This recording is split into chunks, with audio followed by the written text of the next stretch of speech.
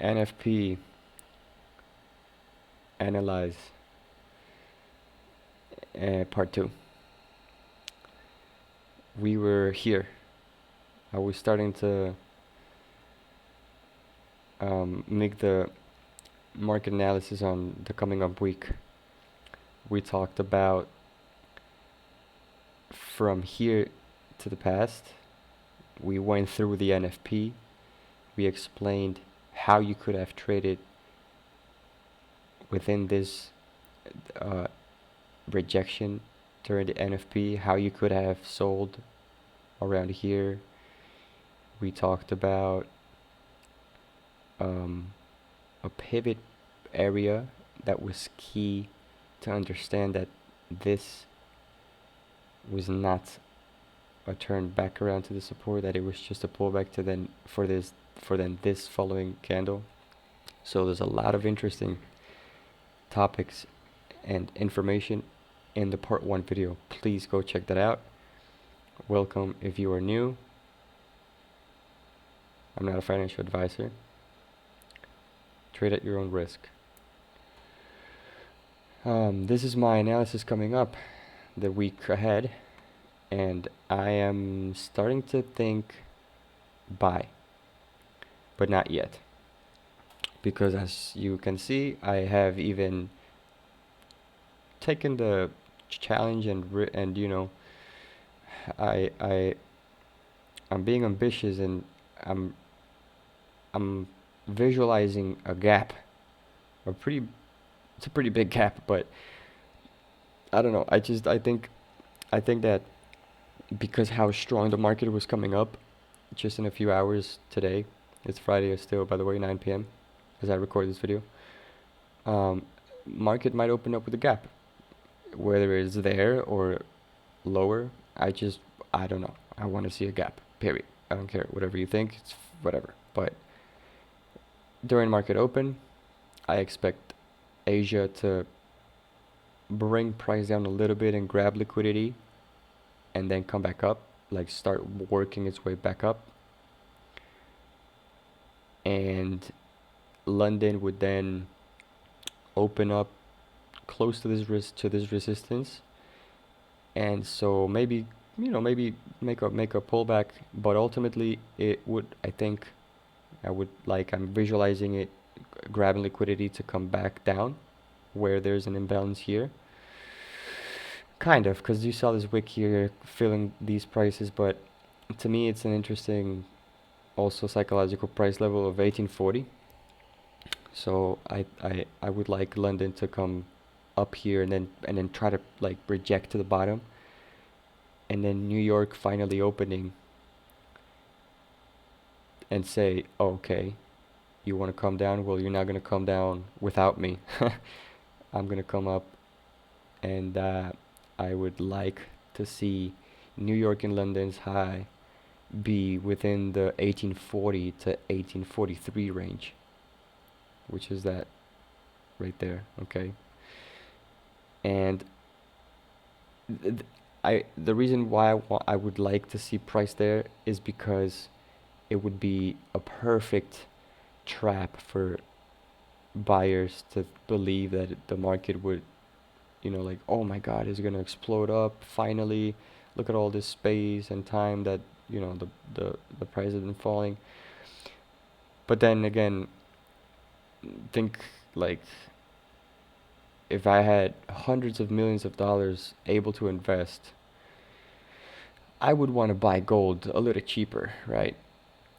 So also, if you go back in time to the like 1 week chart, you will see that this area is also possible, because the weekly chart, it's been only just 1 week that price made a wick. And oh, this is old. This is I could remove this, but I'll show you what I mean. Look at this. Look at this. Look what happened in big turnaround areas. You see, price doesn't just test one time and then decides to leave forever. That's only happened a few times, it usually makes pullbacks to fill those wicks. So imagine this case right here is like just like this case, just like this case, like this case, in which price just made a just made a correction, a rejection, but the next candle to that intends to retest that area. You see here, this was exceptional because market didn't even bother to make the slight retest. It just continued coming down up until here, and then it changes, you know. So unless it's like pullbacks like these, but still, you know, they make a, so I'm saying, okay, fine, let's say next week opens, right? Okay, yeah, sure, it might want to start coming up here, but then it's going to want to come back down into this range to grab a better premium price, you know, premium price. It's a, Google that. And not only that, it could even break that and make, let's find something like that. Here it is. You see this wick, and then a lower wick, and then, yes, a bullish candle, but the wick was even lower. Over here as well. Low, this one tried, and then this one was lower, and then it went up. This one the same thing. Rejection. It went up, it went down, it went up. Whatever happened, point is, lower wick, up. Lower wick, up. You know? So that's what I'm visualizing. I would like for there to be another wick, and I would like to see it probably even lower to the 18 flat, 1800. But let's see what happens. That's why I am illustrating here, and let's go into 1 hour. This one.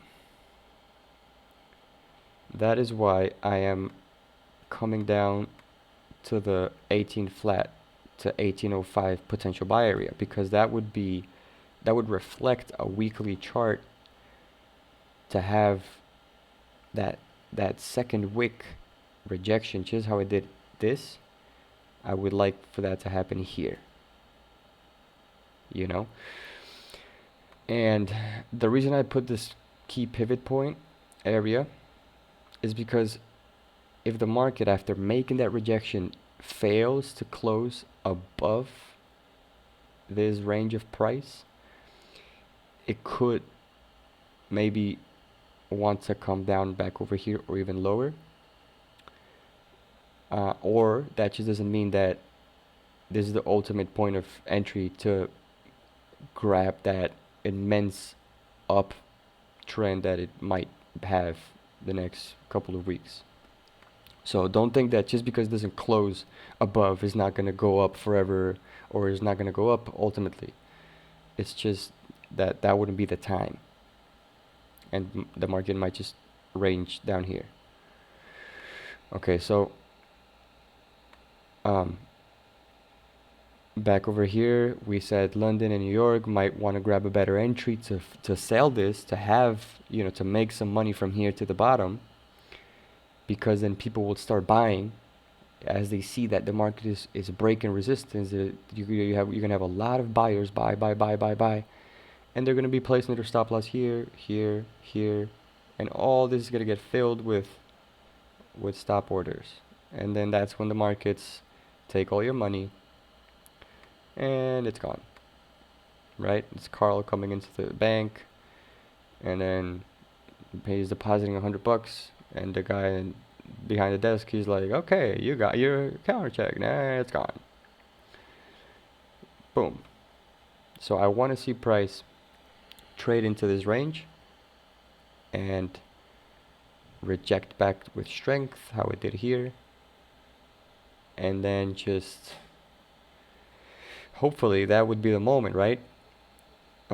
Remember, we saw the weekly charts had a few pullback. So this could happen, and then by the end of not next week but the next week, price might want to then push back down within this range and then ultimately break up, right?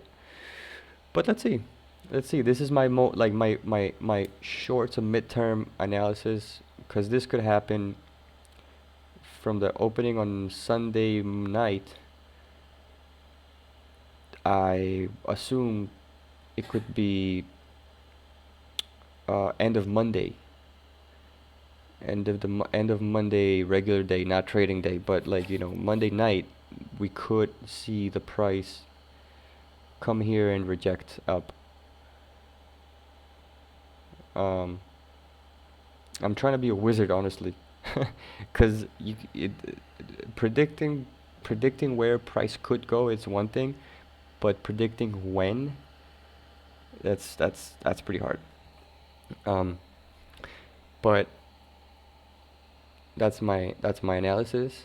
That was the second part of this awesome two-part analysis on the NFP and what could happen. I hope that you guys have learned a lot and have liked my video and whatever and everything you're learning, and yeah, all the polite things I can say. I love all of you. Thank you and whatever. Um, Peace, guys.